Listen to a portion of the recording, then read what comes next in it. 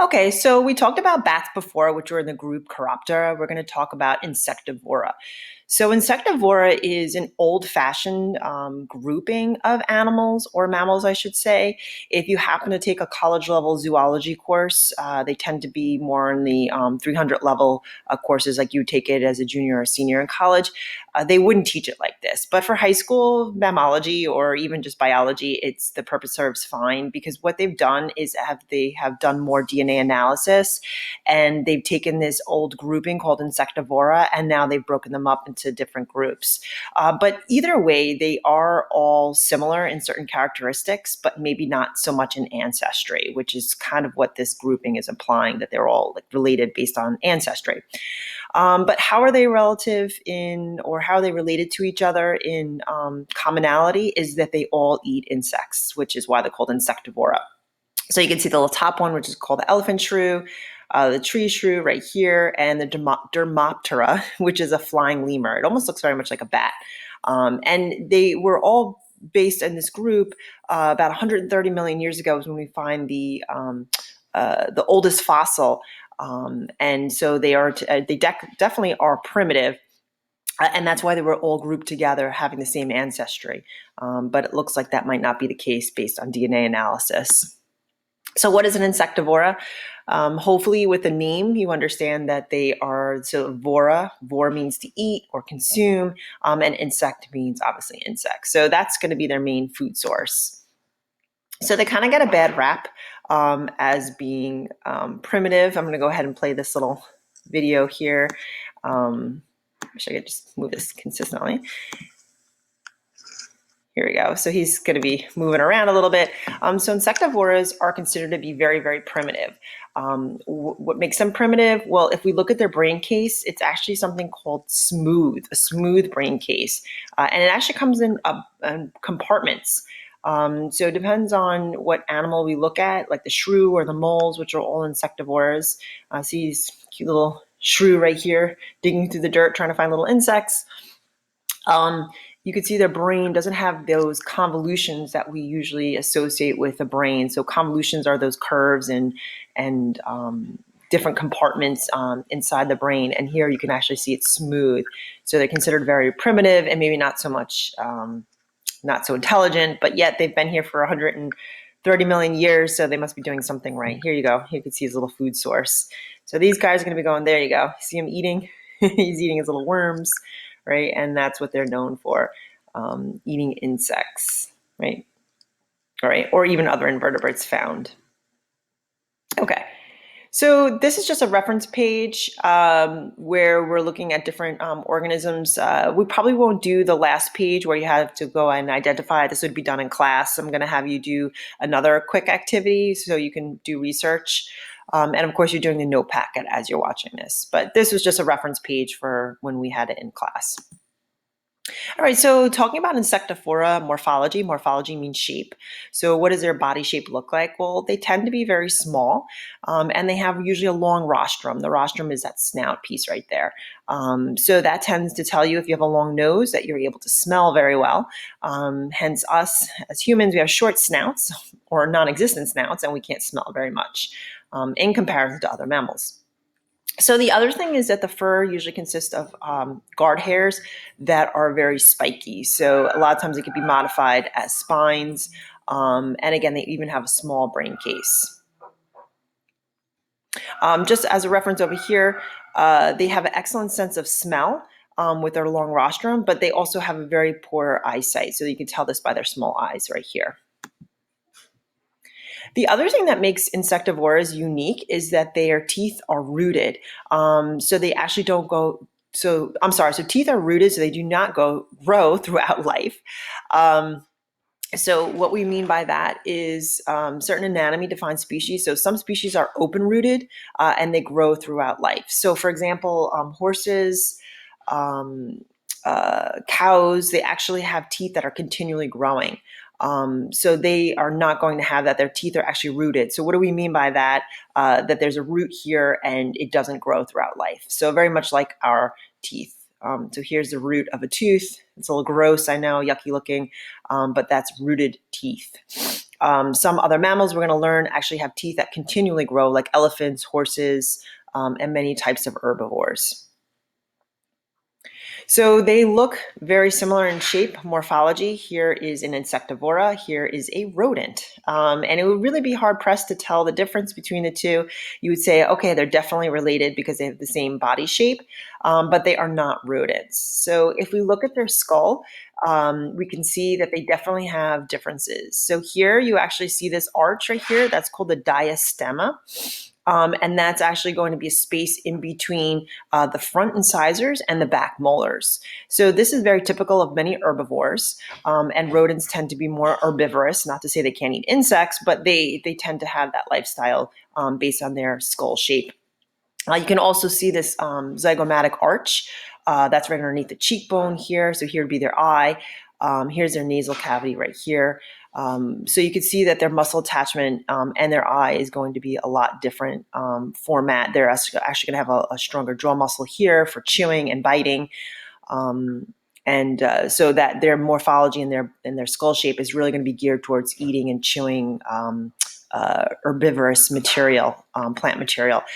Here you can see an insectivora. You can see the very, very small orbit for the eye. Again, they have a long rostrum right here, and they also have continual teeth. So definitely insectivores are not rodents, and that's because they have a different ancestry and a different skull structure. So when we look at the insectivora fossil history, the earliest insectivora is around 100 million years ago. So this one is not a real specimen. This is a fossil representation found in a museum. Well, it's not a fossil, actually. It's a representation of an organism in a museum that represents the early insectivora. So if you look at current insectivoras, they look very similar. They have the small eyes, they might have a long rostrum, and they're really relatively unchanged. So they're recognizable today compared to their ancestry. They look very, very similar. So if there's no big changes in their morphology, why would that be? Remember, they eat insects.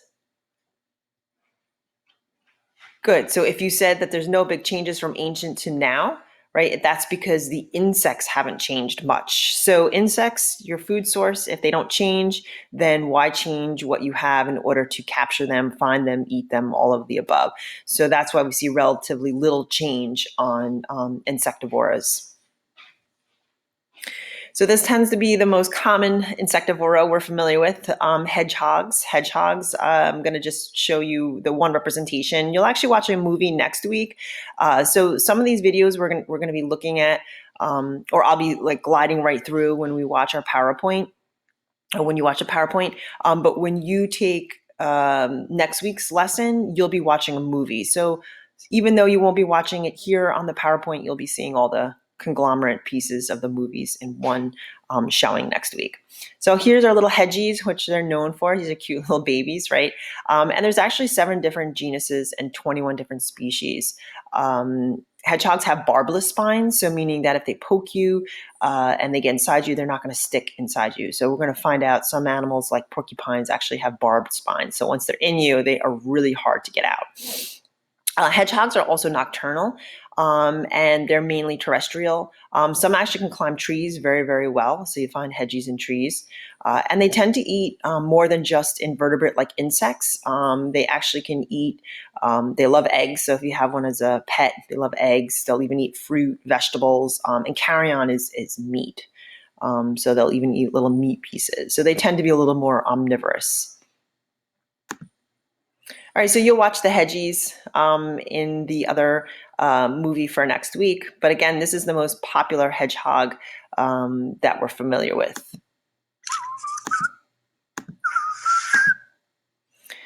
This one we can see. It's quick. So the hedgehog that I keep on showing you is one representation of the genus.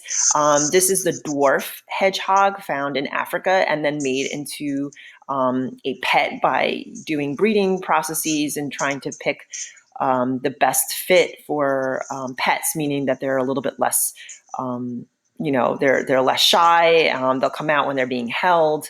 So this is just one representation of the hedgehog. It's a dwarf pygmy hedgehog that's native to Africa that was brought over as a pet. So the spines, you can see he's rolling around. You can see the spines are rough, but they're not going to, poke you unless you grab them. They tend to roll up in a ball as a posture to protect them. And they have a special diaphragm. See, here is a protection. And you can actually hear that sound. That's actually a rattling of their spines and almost like a hissing noise that they're making. All right. And once they calm down, you can actually see that the hedgie will release or relax those muscles, which are like a band of special muscles that allow it to roll up into a ball. And that's kind of unique. A lot of mammals don't have that special band of muscles. And again, that's to wrap them around. It's also protection. So if they do fall, it's almost like a shock absorber for them. So hedgehogs, and this has actually been told to me by some people who've owned hedgehogs more than literature. I've read a little bit about it, but hedgehogs are known to something called anoint themselves. Anointing is actually where they rub saliva, so they actually like lick their spines. And a lot of times they'll do that after they eat something that doesn't taste very good. So like if they're eating, like it's actually been observed in the wild, like if they eat like a frog, frogs tend to be very poisonous, or toads tend to be poisonous. So they actually will rub that poison over their spines, called anointing. And then that produces like a type of smell or venom, so that if a predator does come near them, that they're going to smell really bad or even taste really bad. So that's actually been observed. And I've even had students who've had hedgehogs as pets, and they say they've seen their hedgie do anointing, they call it, where they're licking their spines after they've eaten something that doesn't taste very good. All right, so Talpidae are going to be moles. I'm going to go ahead and I'm going to lower that. So this one is going to be, let's see if I can, sorry. There we go. I was doing the wrong volume there. All right, so this guy is talking about moles. This one is something called a star mole. And they're kind of unusual. Moles are an entire genus of animals, and there's 42 different species. So they're definitely going to be living subterranean, right? They have like a bad rap for being blind, but in reality, they have this really great sense organ, which you can see right here is their nose. Believe it or not, a modified nose. See, here's their little nostrils, and they're able to smell very well. And actually, star moles, which is this species right here, is a great swimmer. So a lot of times you find them in aquatic areas near ponds or lakes. And they actually kind of sniff out their prey by using these sensors. And scientists actually study these sensors to see if they can maybe make something as powerful to smell certain things.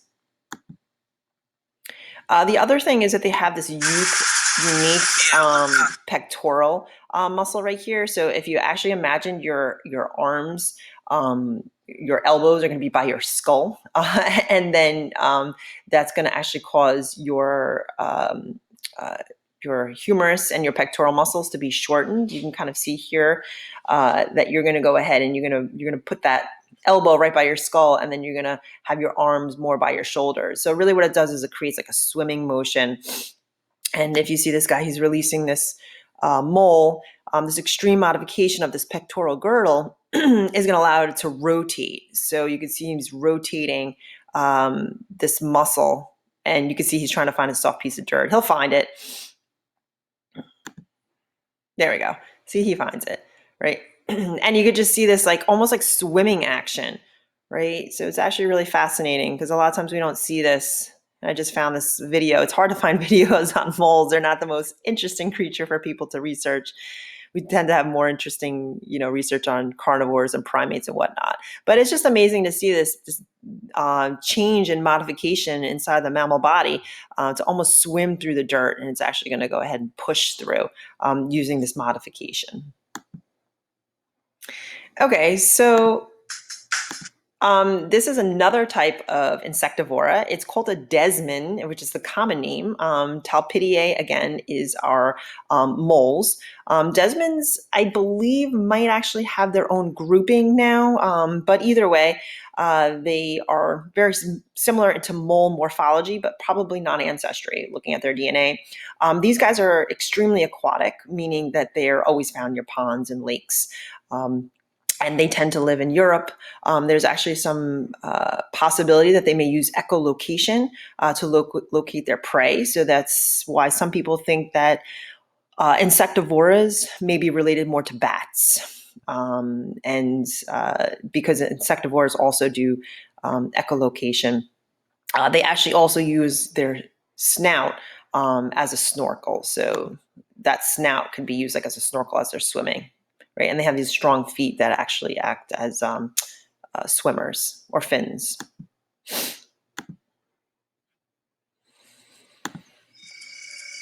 So this is actually a part of the video that you'll be watching. I just happened to play it real quick. Tenrex is a whole other genus found in the Insectivora grouping. They also tend to have the same morphology. You can see why they're all put into the same grouping, right? They tend to have spines, small, long rostrums, tiny eyes, nocturnal. And these guys are definitely going to be eating insects, which is why they're nocturnal. Usually like flying insects and whatnot. Again, that relationship between bats too, right? So here's eating a worm. They love worms.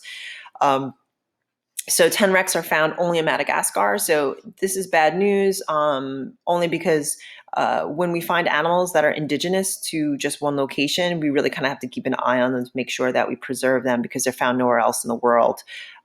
So that makes it, especially important to save certain spots. Those spots are called hotspots, bio-hotspots, where we find indigenous animals and plants that are found nowhere else on the planet. So we should take a little special precaution in saving those places. Believe it or not, Long Island actually has an indigenous spot in the Pine Barrens where we have unique plant species that are found nowhere else in the world. A couple of places, but not many. So that's why Pine Barrens are actually preserved here on Long Island. So otter shrew is also a tenrec. Tenrecs are found. The tenrecs, which is the otter shrew, is found in central parts of Africa. They tend to have a very primitive lifestyle where they can hibernate and have a low body temperature. Mammals that tend to have a low body temperature, we say, are very primitive because normally most mammals are in that 98 to 100 degree temperature range. And the other thing is that they have large litters, which is unusual again for mammals. So Chrysosloridae, it's a mouthful to say, is our golden mole. Golden moles are so cute. I love them. They're found in Africa only. And if you're looking for an eye and you can't find it, you are right. They actually have something called vestigial eyes, meaning that there's an eye socket, but there's no eye here at all. It's covered by skin and fur, so they definitely cannot see. And they really rely on echolocation. And these guys, again, are only found in Africa. In southern Africa, you can see desert-like regions. So this video, you're actually going to see on the for next week. Again, that video shows about golden moles, and they push the soil with their snout. Almost looks like they're swimming through the sand. Okay, so here is our solenodonts. Solenodonts are an unusual animal. They're only found in Cuba and also parts of Haiti and the Dominican Republic. And again, why is it not good news to hear that one species is only found in one place? And if you said because we can lose them easily, you are correct. Again, it's preserving those biodiverse hotspots. Biodiverse hotspots are areas where we find rare animals and plants that can be found nowhere else on the globe. And again, it should get special treatment in order to save it, right? Every species is important, but the ones that are rare are probably even more important to save, right? So they kind of look unusual. Here this looks like a rat and a shrew. And that is true. Kind of a little on the ugly side with the small eyes and the long snout. And we don't know much about them, actually. There's not much literature on them. they're not found in zoos. They're not, no one's like loving these guys and wants to go see a solenodont. People like tigers and bears and things like that. So we don't know much about them. We tend to study things that we love. And so these guys don't really have a good following, not because they're I guess because they're kind of a little on the ugly side. So this guy is Solenodont found. I think this one is actually taken in Haiti. This imagery, and they actually are poisonous, which is unusual for a mammal. And again, he's probably looking for insects. And here they're just talking about how rare these solenodonts are in this video. So solenodonts produce a toxic saliva. So there's actually in the incisor, there's a groove. Where do I have it? Right here. So in the second incisor, so this is your first incisor. Here's your second incisor, and there's actually like a venom sac inside here. And when you get bit by solenodont, not that I think many people have been, but if you happen to, it secretes poison, and we're not really sure why it has that poison. Is it poison because to protect it, from other animals, or does it help kill its prey? Again, we don't really know that much about it. That it's very nocturnal and it's very isolated, and we don't tend to study it too often. So that's why very little is known about the solenodont. All right, Saurasidae are shrews. These are quite common. We find these here on Long Island. They kind of have a bad rap. These are the ones that are making holes in your lawn. They love eating insects, which is a good thing, but then they also eat roots and even possibly like vegetable plants. So they tend to get a bad rep. But they're pretty aggressive. Not that you think this little guy would be aggressive, but they'll hold their own. Sometimes in this case here, you see a snake. Right, this video you actually wouldn't see. This is just a separate video. There's two different types of shrews. There's the red tooth shrew and the white tooth shrew. So if you actually look at their teeth, the white one actually looks yellow. See the teeth? Not so pretty, right? So it looks like they don't brush their teeth. That's not why it's black or dark red like that. It has to do with a special enamel on their teeth. It's also believed that they are poisonous and that they do use echolocation. So it's hard to see who's fighting who, but definitely the shrew is attacking the snake and the snake loses. So that's what the video is showing here. It's kind of weird to think a little shrew is that aggressive to take down a snake, but they hold their own, and they need to eat a lot. If they don't eat a certain amount of food a day, they actually will die. They have a really, really high metabolism. So Saurasidae, which are shrews, they are considered so here you can see the area that they're found. And here, I know it doesn't actually show Long Island, but definitely we have shrews, right? The smallest shrew is called the pygmy shrew, and that actually might be the smallest mammal, the smallest mammal.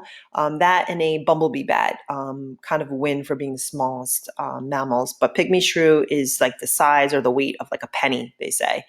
And then the largest one, which isn't very large, is like the size of like a really small house cat. This guy is found in, I believe, Asia, this one right here. This one's considered a house shrew.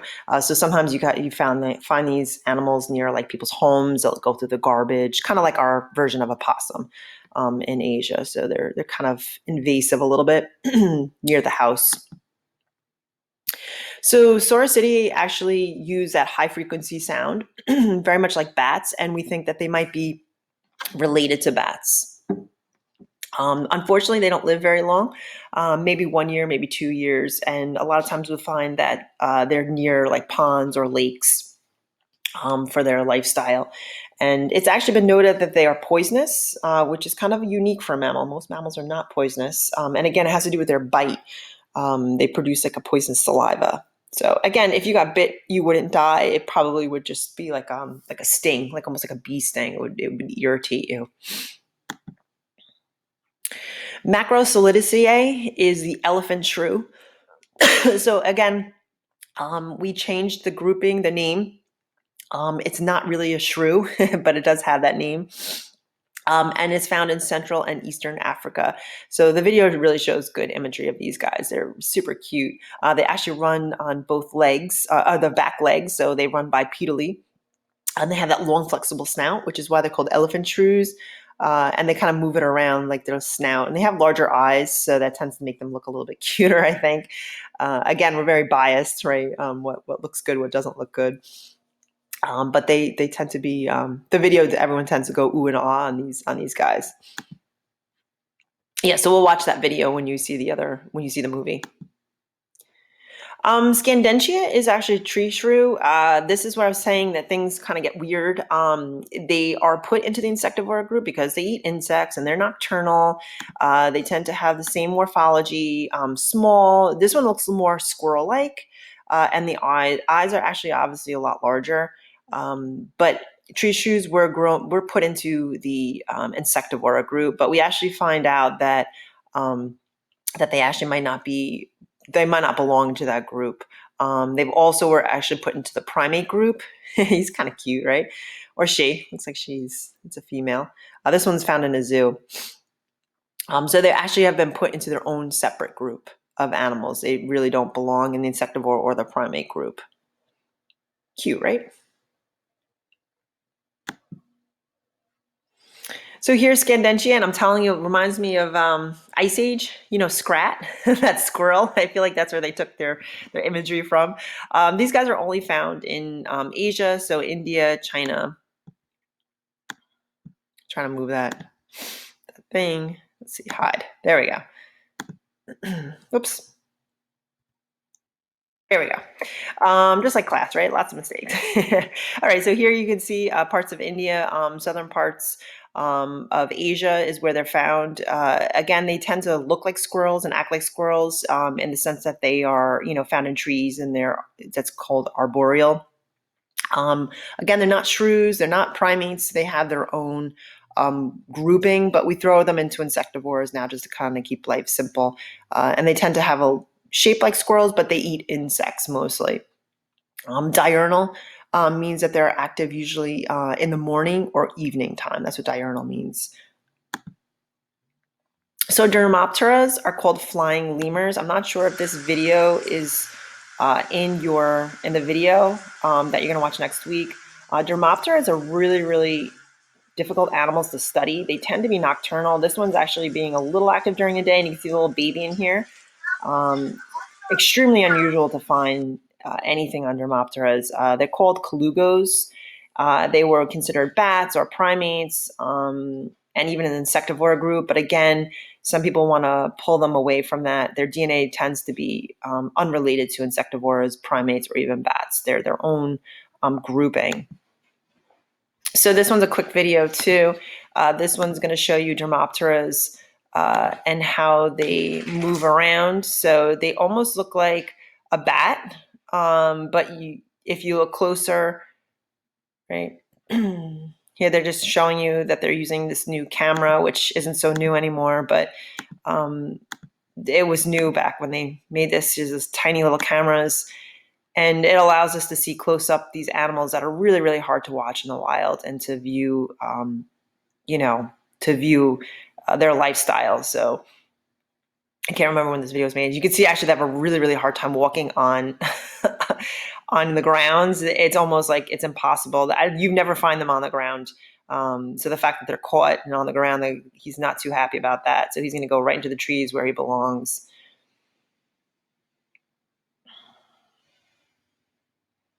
And this is the part that I want you to see, because he's gonna go ahead and do what he's meant to do, which is glide from tree to tree. So they're not true flyers like bats. Bats are true flyers. They're gliders. So in order to be a true flyer, you have to flap your wings and sustain that lift. So this one's going to glide, but you could just see it's amazing how many feet they can actually go through to fly from tree to tree. And they're really hard to observe because they're nocturnal. So not only are they in the trees and flying around, or gliding, I should say, they're nocturnal. So we don't know much about these animals. Okay, so we're gonna watch the movie next week, and then our test will be the week after.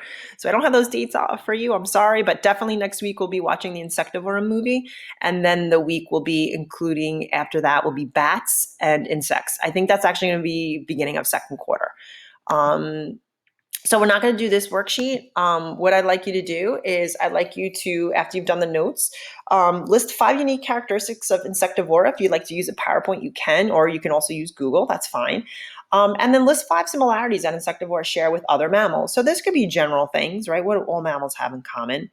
And give 5 examples of Insectivora. So do a little bit of research. Find some cool ones maybe that I haven't talked about. And then what do you think? Do you think that Insectivora animals are primitive? And then try to use some data to support your statement. Again, that could be Google research, but everything should be in the PowerPoint if you don't want to go that route. All right, I'll talk to you next week. Actually, I won't talk to you, but you will have your movie to watch, and then the week after we'll have our exam. All right, take care, guys.